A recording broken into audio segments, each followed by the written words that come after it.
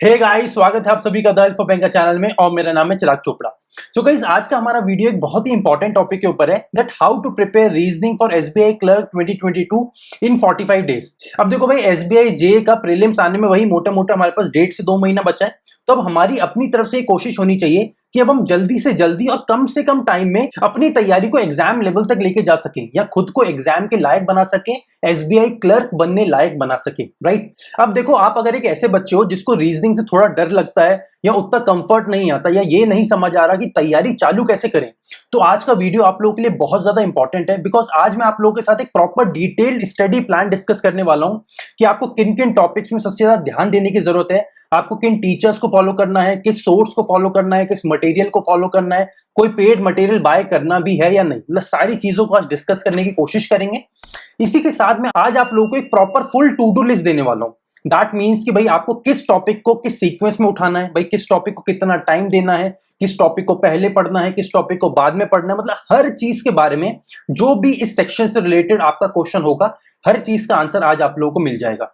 Fine guys, इसी के साथ एक बहुत इंपॉर्टेंट अनाउंसमेंट है कि हम अपने चैनल पर अब बहुत ही जल्दी अरिथमेटिक की प्रॉपर फुल टू क्लासेस चालू करने वाले हैं।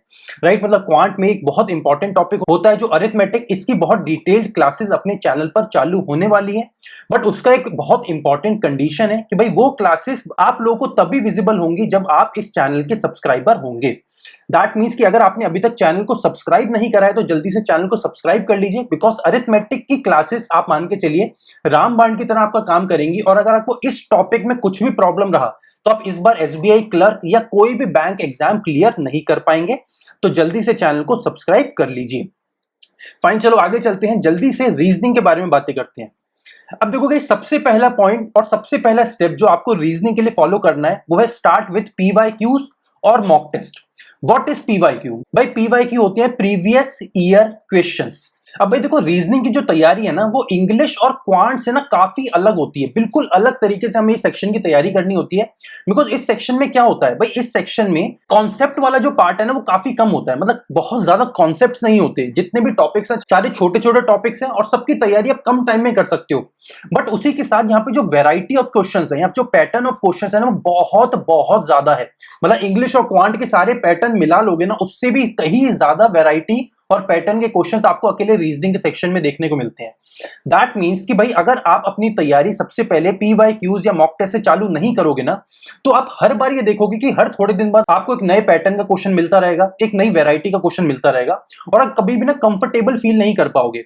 तो मेरा आपको क्या एडवाइस है कि सबसे पहले आप प्रीवियस ईयर क्वेश्चन से अपनी प्रिपरेशन को चालू करो।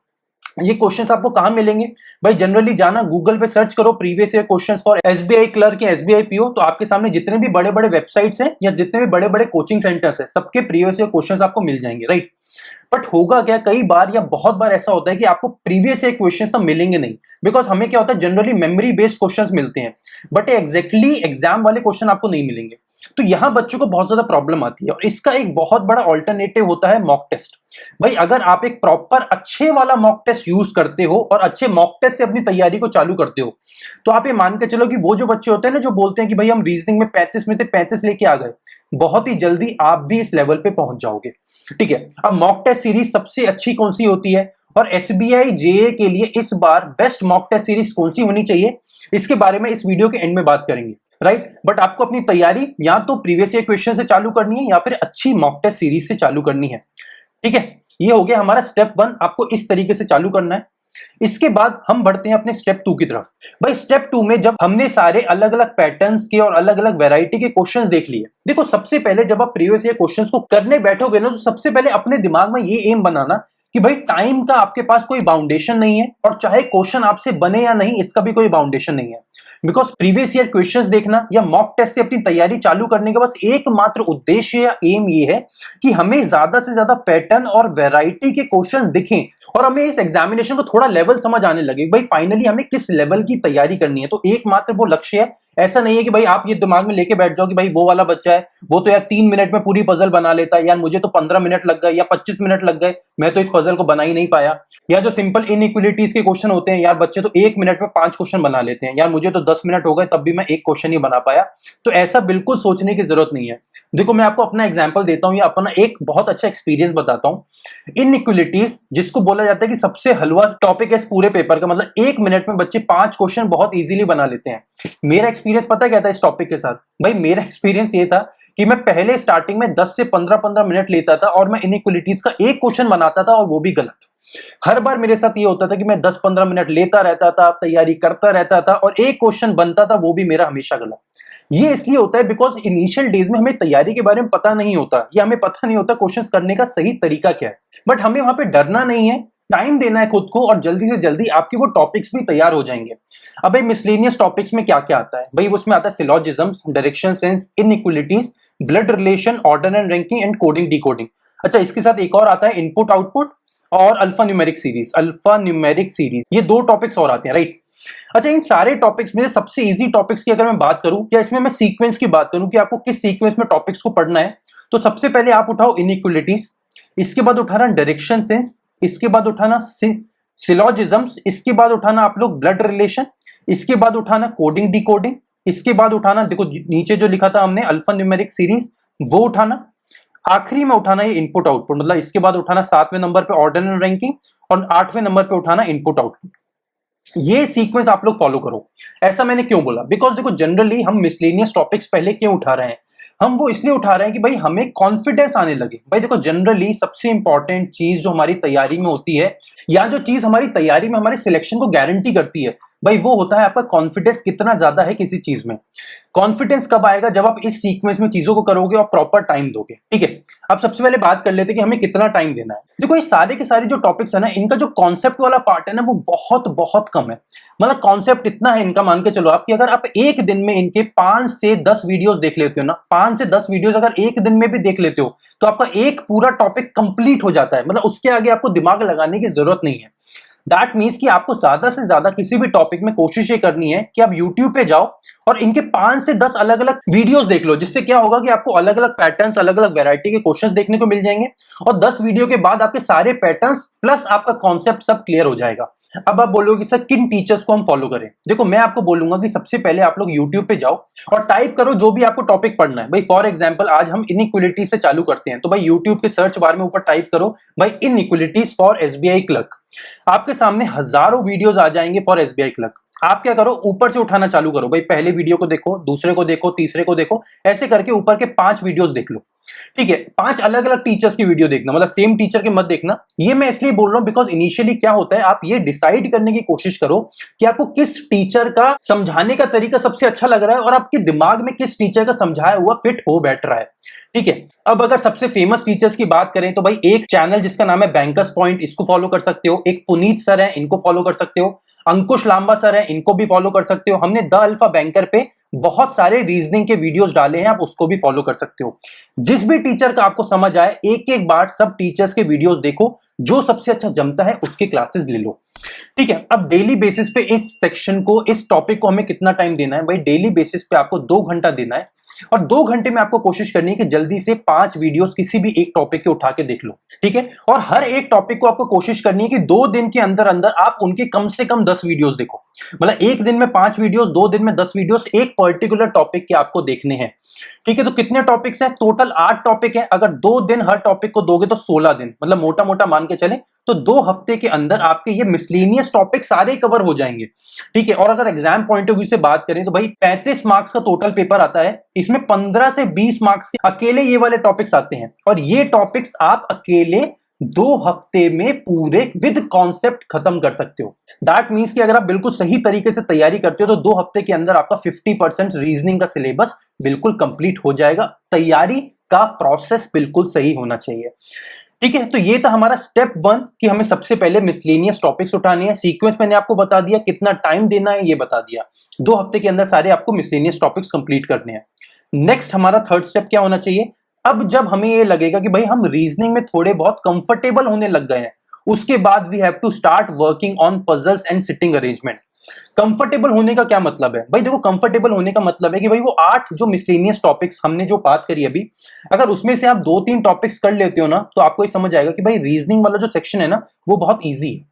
बहुत ईजी है, और डिफिकल्ट तो बिल्कुल भी नहीं है भाई, मुश्किल तो बिल्कुल नहीं है, उल्टा बहुत ईजी टॉपिक है। आपको अंदर से कॉन्फिडेंस आने लगेगा। तो भाई आपको क्या करना है, जैसे ही आपके मिसलेनियस के 2-3 टॉपिक्स खत्म हो जाते हैं, मतलब जैसे ही आपका मिसलेनियस करते करते एक हफ्ता खत्म होता है, आप उसके बाद जंप करो पजल्स और सिटिंग अरेंजमेंट पे। ठीक है, अब पजल्स और सिटिंग अरेंजमेंट बहुत सारे टाइप के होते हैं, बहुत सारे टाइप के होते हैं, कॉन्सेप्ट एक ही लगता है भाई। फॉर एग्जांपल चलो हम बात करें तो भाई कितने टाइप के सिटिंग अरेंजमेंट्स होते हैं भाई? सिटिंग अरेंजमेंट लीनियर हो गया, पैरेलल हो गया, सर्कुलर हो गया, अनसर्टेन हो गया, रेक्टेंगुलर, स्क्वायर, ट्राइंगल, मतलब अलग अलग ढेरों तरीके के हमें सिटिंग अरेंजमेंट मिलेंगे। बट करने के वही 2-3 तरीके हैं भाई। एक तरीका थ्रेड मेथड होता है, एक हमारा नॉर्मल मेथड होता है, और एक हमारा बॉक्स मेथड होता है। मतलब करने के टोटल तरीके 3 है।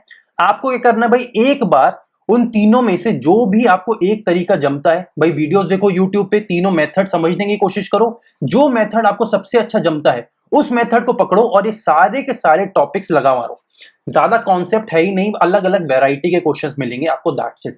ठीक है, सिटिंग अरेंजमेंट इतने टाइप के होते हैं। एक बार जो मैंने आपको टीचर्स के नाम बताए, उन्हीं सेम टीचर्स की वीडियोस आप देखो, सिटिंग अरेंजमेंट के आपको उनके वीडियोस मिल जाएंगे। अब अगर पजल्स की बात करें तो भाई पजल्स में आ गए comparison based puzzle, flat based puzzle, floor based, box base, date base, month base, complex puzzle. ठीक है, अब इसमें आपको क्या सीक्वेंस फॉलो करना है? देखो इसमें मैं आपको एक सीक्वेंस बता देता हूं। देखो सबसे इजी पजल क्या होते हैं? फ्लैट बेस या फ्लोर बेस वाले पजल, जो मुझे पर्टिकुलर सबसे इजी लगते हैं। तो इसमें सबसे पहले आपको ये करना है, इसके बाद बॉक्स बेस पजल करना है, इसके बाद आपको मंथ बेस पजल करना है तीसरे नंबर पे, चौथे नंबर पे आपको करना है कंपैरिजन बेस पजल, और सबसे आखिरी में आपको करना है कॉम्प्लेक्स पजल्स। ये जो कॉम्प्लेक्स पजल्स है ना, ये आपके मेंस में आएंगे। ठीक है, इसके साथ जो एक और पॉइंट मैं यहाँ पे ऐड करना चाहता हूं वो ये कि देखो जब आप पजल्स करना स्टार्ट करोगे ना, तो देखो इनिशियल डेज में ना आपको 15 से 20 मिनट भी लग सकते हैं, और हो सकता है 1 घंटा भी लग जाए एक पजल सॉल्व करने में। बिकॉज बहुत सारे बच्चे ऐसे होते हैं जो मुझे बोलते हैं कि सर बहुत ज्यादा टाइम लग रहा है पर आंसर नहीं आ रहा, 1-1 घंटा लग जाता है सर एक छोटी सी पजल बनाने में। तो देखो मैं आपको यही बोलूंगा, अगर खुद का एक्सपीरियंस अगेन यहाँ शेयर करूं तो गाइस, मुझे इनिशियल डेज में जो होता है ना 3-4 लाइन की जो बहुत ईजी पजल होती है, उस पजल को भी बनाने में मुझे 20 से 25 मिनट लगते थे इनिशियल डेज में।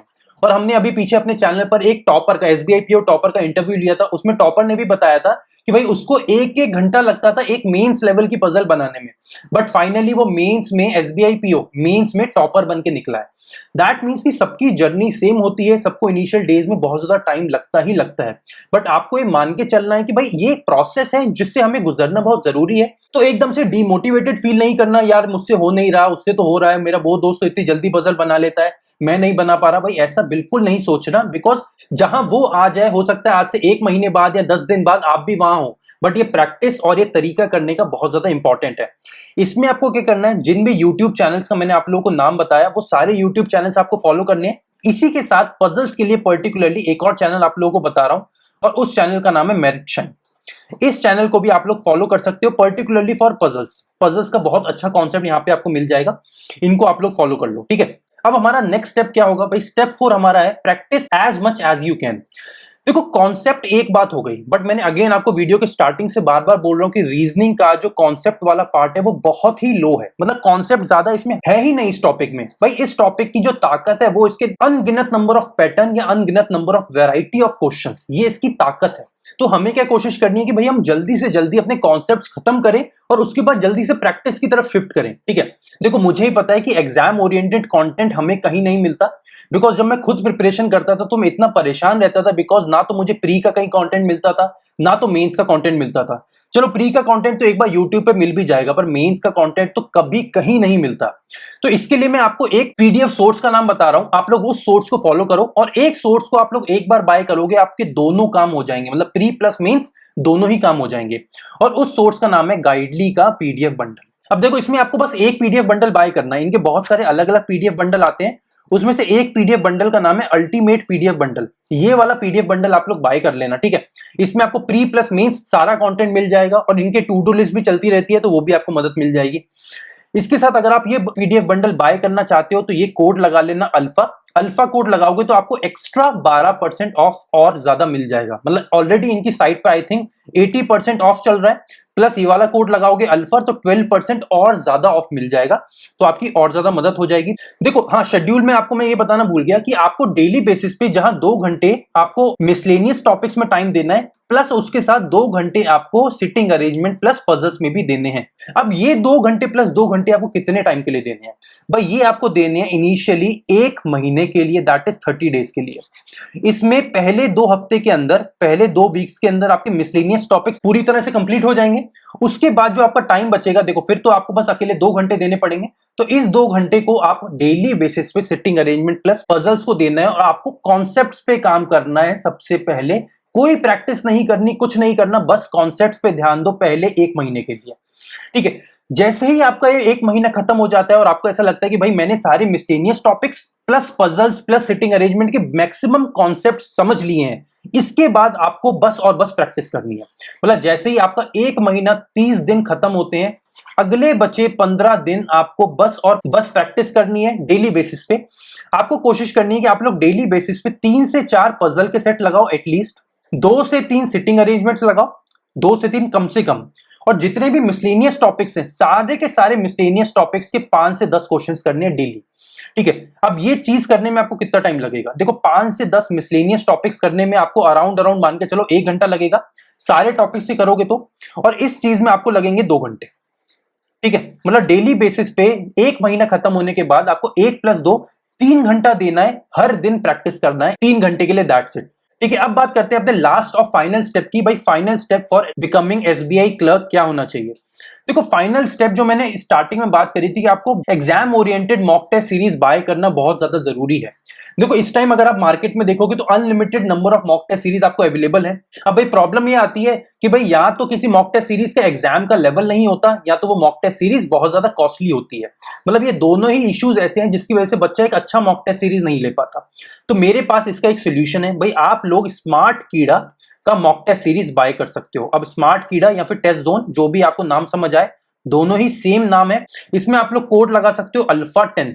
भाई अल्फा 10 कोड लगा लेना, आपको 10% ऑफ और ज्यादा मिल जाएगा। और आप लोग ये बिल्कुल मत सोचना कि भाई मैं ये स्पॉन्सर कर रहा हूं या ऐसा वीडियोस, ऐसा कुछ नहीं है भाई। इनसे मुझे कुछ भी पैसा नहीं मिलता है और ना तो मैं इनसे कोई पैसा लेता हूं। भाई एकमात्र उद्देश्य जो ये अल्फा 10 कोड लगा के आपको मिलेगा वो ये कि आप बच्चे जो यहाँ द अल्फा बैंकर पे मुझसे पढ़ने आते हो, भाई आप लोगों के फैमिली के ऊपर फाइनेंशियल बर्डन ना पड़े, या एटलीस्ट आप लोगों के मम्मी पापा जो इतनी मुश्किल से आप लोगों को पढ़ा रहे हैं, भाई उनके ऊपर एटलीस्ट पैसों का बोझ ना पड़े। तो अगर आप लोग स्मार्ट कीड़ा का मॉक टेस्ट सीरीज बाय करना चाहते हो तो अल्फा 10 कोड लगा लेना, आप लोगों को 10% ऑफ और ज्यादा मिल जाएगा। बट गाइस कोई भी मॉक टेस्ट सीरीज बाय करो, but at least mock test series buy जल्दी से जल्दी कर लेना और अपनी तैयारी की स्टार्टिंग एटलीस्ट एक मॉक टेस्ट लगा के जरूर करना। पूरी प्रिपरेशन का मान के चलो सबसे ज्यादा इंपॉर्टेंट स्टेप भी है। सो गाइस ये मेरी तरफ से सबसे इंपॉर्टेंट 5 स्टेप्स थे जो आपको इस बार एसबीआई जे अपने पहले ही अटेम्प्ट में बनने की पूरी मदद करेंगे। अब गाइस आप लोगों को आज का वीडियो कैसा लगा मुझे जरूर बताइएगा नीचे कमेंट सेक्शन में। और अगर आप लोगों को आज का वीडियो पसंद आया then do like and share the class guys, ज्यादा से ज्यादा शेयर करिए इस क्लास को। और अगर आप लोग चैनल को पहली बार विजिट कर रहे हैं then do subscribe to the channel as well, because हम बहुत जल्दी अब अरिथमेटिक का बिल्कुल नया बैच चालू करने वाले हैं और वो बस और बस सब्सक्राइबर्स को ही विजिबल होगा। So guys see you then, take care, bye bye, keep preparing and signing of.